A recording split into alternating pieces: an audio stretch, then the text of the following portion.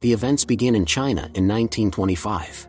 Dr. Walter Fain and his wife Kitty are making their way to a remote Chinese village.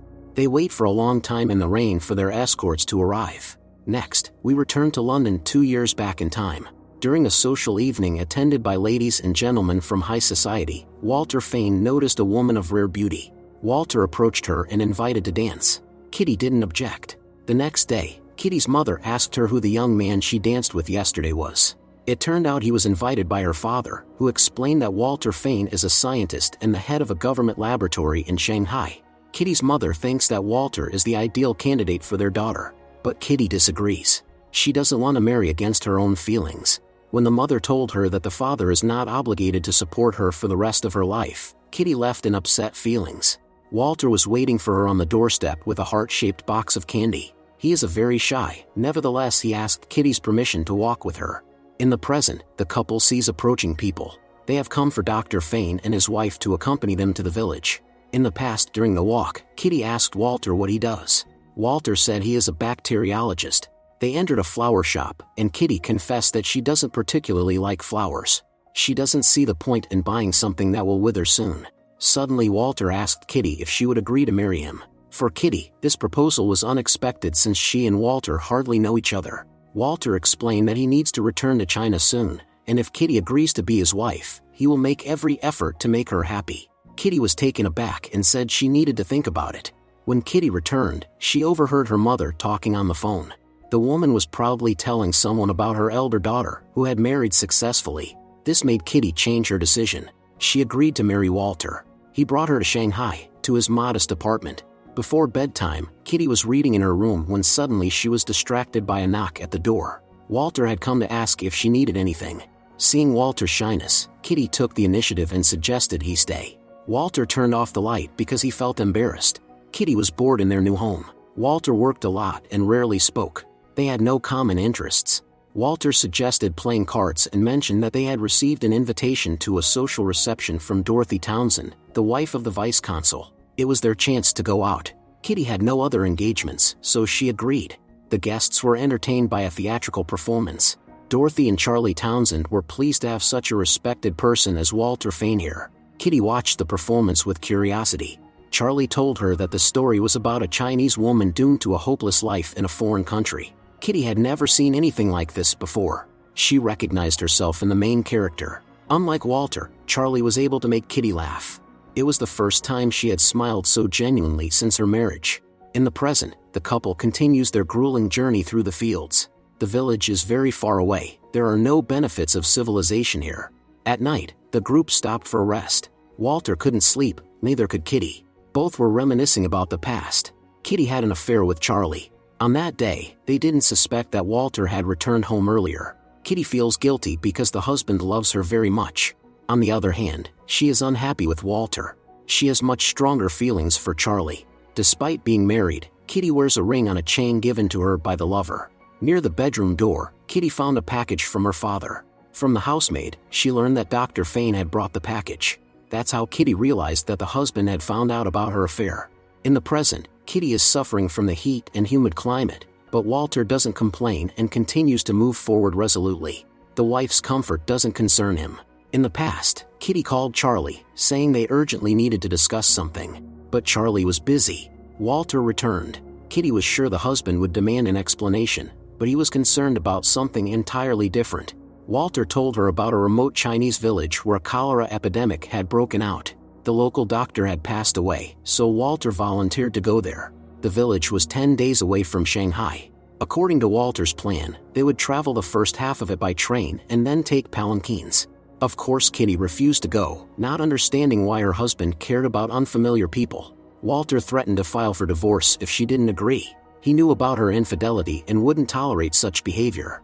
If anyone found out about Kitty's affair with the vice consul, her reputation would be ruined. Kitty confessed to her husband that she and Charlie were in love with each other and that he wanted to marry her.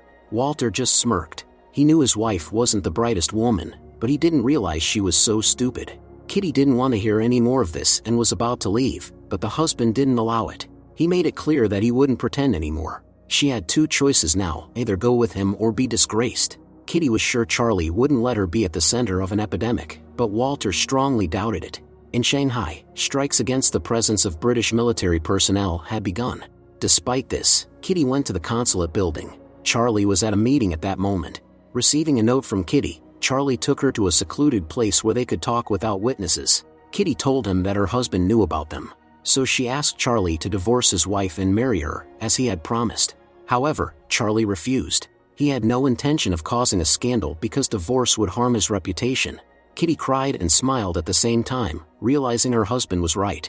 She had no choice but to leave. At home, Kitty told Walter that she would go with him. In the present, a funeral procession was approaching the group. The village was now close. Finally, the journey came to an end. The shack where Kitty and her husband would live was in a semi-abandoned state. Walter advised his wife not to touch anything because the previous occupants had perished of cholera right in this house. Later, Walter got rid of all the belongings and left Kitty alone. Shortly after, Waddington, who wanted to personally meet the wife of the new doctor, came to visit her. Waddington is the deputy commissioner and lives next door to the Fanes. Soon Walter returned. Waddington joined them for dinner and told that cholera was not the only problem in this place. If the nationalists reached here, there would be many casualties. Only the nuns and volunteers like Waddington were left with the villagers. Walter, for his part, said that he had come here for research. As a scientist, he wants to study the infection thoroughly. Later, when the guest had left, Walter told his wife that he intended to go to town in the morning. Neither he nor Kitty had received vaccinations because, according to Walter, it was pointless. Cholera would spare no one. These words filled Kitty with horror. In the morning, Waddington stationed a guard outside the couple's home because the nationalists wanted to expel all foreigners from the country. For Kitty, it was like being imprisoned. Without showing any sign of concern, Walter took a boat to town. Many of the Chinese were unhappy with the presence of a foreign doctor.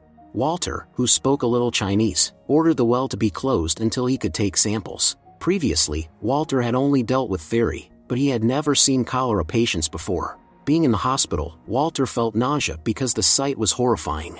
Nevertheless, he held on bravely. Meanwhile, Kitty wrote a letter to Charlie, saying that it was unbearable without him here. While her husband was not at home, Kitty planned to send the letter. Sung Ching, the guard, followed her everywhere. Kitty went to Waddington, noticing a Chinese woman in his house. Kitty asked where the post office was. Waddington explained that due to the cholera epidemic, all ships and wagons avoided the local port, but he could pass the letter to Shanghai through his acquaintance, a trader. It turned out that Waddington knew Charlie Townsend and his wife. Waddington mentioned that he felt sorry for Dorothy because her husband constantly flirted with some second-rate ladies. Kitty changed her mind about sending the letter and tore it up at home, crying. During dinner, Walter was reading scientific literature, ignoring his wife. These evenings in heavy silence were unbearable for Kitty. She demanded more attention from the husband, but he didn't care. The next day, after studying the samples, Walter concluded that the town well was contaminated. This news caused dissatisfaction among the villagers because it was the nearest source of fresh water. Kitty didn't like the cook was constantly in their home. Kitty went to Mr. Waddington again, but he wasn't there. Outside beyond the gates, Kitty saw a man lying on the road. He had passed away of cholera. In a state of shock, Kitty approached closer. Seeing this, Waddington hurried to take her away from here. All day Kitty couldn't get the images of that dreadful sight out of her head. Waddington told her that cholera had taken the lives of the cook's family. Every person in that village had lost loved ones. Waddington was convinced that women had no place here. He couldn't understand why Walter had decided to bring his wife along. Meanwhile, Walter continued to fulfill his duty at the hospital. It was much harder than he had anticipated. To relieve stress, the colleague offered him a drink. Walter returned home late and drunk. Kitty saw her husband in such a state for the first time. He wasn't even able to stand on his feet. One day, despite her fear, Kitty decided to go out into the city. Many residents insulted her because she was a foreigner. Kitty, accompanied by Waddington, visited an abbess who managed the local hospital and orphanage. The nun was eager to meet the wife of the brave doctor who was selflessly saving lives. The abbess gave Kitty a tour of the monastery and the orphanage. Poverty prevailed here, but the nuns kept the orphanage clean and provided education to the children. The orphanage was located next to the hospital. The abbess told Kitty she should not look at the horrors that happened there. According to the nuns, Dr. Fane not only treated the sick but also helped care for the children who had lost their parents. Unable to bear all of this, Kitty went outside. She spent the entire remaining day thinking about the people whom her husband had given hope to. In the evening, Kitty even decided to bring dinner to Walter, but she found him asleep at his work desk. Even at home, Walter continued his research, not wanting to waste precious time. Walter was awakened by an extraneous noise. Kitty began to inquire about his research. Walter didn't explain anything, thinking that it wouldn't interest his wife. Suddenly Kitty confessed that she had visited the nuns today, who had been talking about him. This made her look at what the husband was doing from a different perspective. Walter didn't want to continue this conversation and went to sleep. He didn't even have time to think about his wife, while Kitty felt useless here. She wants the husband to stop despising her and give her a chance to make amends. Walter said that he doesn't despise her at all. He despises himself for once being deeply in love with her. At night, the village is patrolled by soldiers to prevent riots. Walter still couldn't sleep, continuing his research. The next day, Walter took water samples from the river near the cemetery and then headed to the hospital. Walter doesn't know that his wife followed him, only not to the hospital, but to the orphanage. The abbess said that Sister Maris had passed away of cholera last night, so she was writing a letter to her relatives in France. Kitty in turn asked for permission to help at the orphanage. She wants to be useful in some way. The abbess assigned Kitty to care for the babies. Kitty had no idea how difficult it would be. The analysis of the water samples showed that the river was contaminated. This means that people can no longer fetch water from there. Walter ordered the military to take immediate action. Meanwhile, Kitty continues to assist the nuns, which is very challenging for her. Walter never expected to see his wife here. Village residents began to protest against the doctor's order to relocate the cemetery. According to local beliefs, the souls should remain near the water. Walter tried to explain that it was too dangerous. The source of contamination should not be near the river, but Walter failed to convince the people. In the evening, Walter told his wife that it's not the best time for a white woman to roam freely in the city. However, Kitty doesn't believe that his concern is sincere. Soon Walter organized the construction of a mill in the village, which would provide fresh water. This would solve their main problem. Gradually, Walter became part of this community. He genuinely cares about the villagers and wants to do everything possible to end the cholera epidemic.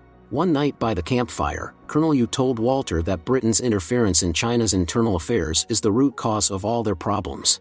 Outsiders are not liked here because they want to dictate their own rules. Walter reminded that he came here not with weapons but with a microscope. His goals are purely for the greater good. Walter addressed the local authorities, outlining his plan to provide water to the village and relocate the cemetery. They would need people for this. However, Walter received an outright refusal. According to the authorities, if people perish of cholera, it's meant to be by fate. Colonel Yu, who was there as an interpreter, intervened in the conversation. Using his authority, he said that in case of refusal, the military would be happy to support Walter. And once the soldiers arrived in such a beautiful place, they would surely not want to leave. The authorities had no choice but to make concessions. Walter once noticed his wife playing the piano for the orphans. He used to consider Kitty spoiled and stupid, but now he realizes that she has a good heart. Listening to the music, Walter recalled the day they met. It seemed like he was falling in love with his wife all over again. In the evening at home, he continued to make notes as usual while Kitty was sewing and told him that another orphan had been admitted to the orphanage today. Kitty sincerely admires the nuns and her husband. It was unexpected for Walter to hear this. He asked his wife why her attitude toward him had changed so dramatically. Kitty doesn't understand how her intelligent husband can be so narrow-minded. People are much more complex than he thinks. Everyone is prone to making mistakes. Kitty was never perfection and never pretended to be someone else. But that doesn't mean she can't change for the better. Walter realized that the wife's words made sense. He wanted to see Kitty as the perfect wife and did not accept her as she was. The military carefully made sure that village residents, against tradition, bury the deceased promptly. Of course, this has caused outrage among the people. Colonel Yu reported to the doctor that the new regulations had sparked a wave of protests. Upon learning that his wife had left the orphanage a few minutes ago, Walter realized that she might be in danger. He was right. Kitty was surrounded by angry people, demanding that all foreigners respect their traditions. Even Sung Ching couldn't restrain them. Kitty rushed to escape, but her pursuers had her cornered. Fortunately, Walter arrived just in time, but now they were surrounded together. Only Sung Ching, who had a gun, managed to calm the enraged crowd down. The spouses escaped. At home, they ran out of whiskey, so Walter went to Waddington's. The men drank and chatted about various topics. Soon Kitty, who couldn't wait for her husband, joined them. Waddington told them about the Chinese woman who lives with him. He helped her family a few years ago, and she has been following him everywhere since. Kitty voiced the thought aloud that women often love men not for their virtues, forgiving faults. The spouses returned home late. Walter now looked at his wife differently. There was a passion between them. The next day, Kitty didn't go to the monastery because appearing in the city was too dangerous. Nevertheless, she decided to take a walk in the surroundings. Having reconciled with her husband, Kitty felt much happier. Walter decided to give his wife a tour of the mill. She was impressed by the husband's intellect and resourcefulness. Now Kitty understands that these are the most important qualities in a man. When the city became quieter, Kitty resumed her work at the orphanage. But one day she felt unwell and lost consciousness. When Kitty woke up, she saw the nuns around her. She thought she had contracted cholera, but the abbess told her she was probably pregnant. Kitty was not happy about this news.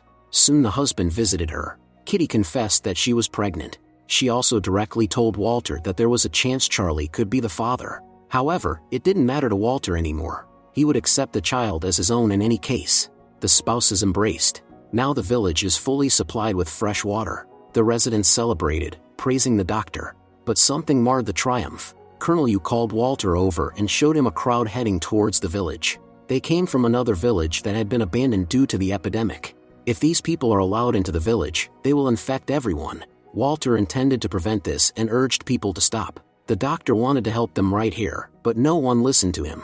The infected people arrived in the village. The abbess instructed Kitty to gather all the orphans in the music room. Riots broke out in the city. Walter did everything he could, but there were too many people. At this time Kitty was comforting the orphans while hearing gunshots. Walter stayed up all night, eager to help each person. It wasn't until morning that he was able to see his wife. Walter didn't wake her up, he just kissed her. Later, Kitty learned that Walter had gone to a refugee camp set up near the village. Kitty has the opportunity to return to Shanghai, but she intends to stay with her husband to the end. At night, Kitty was awakened by the cook and Mr. Waddington, who informed her that Walter had fallen ill. Without hesitation, Kitty rushed to the refugee camp.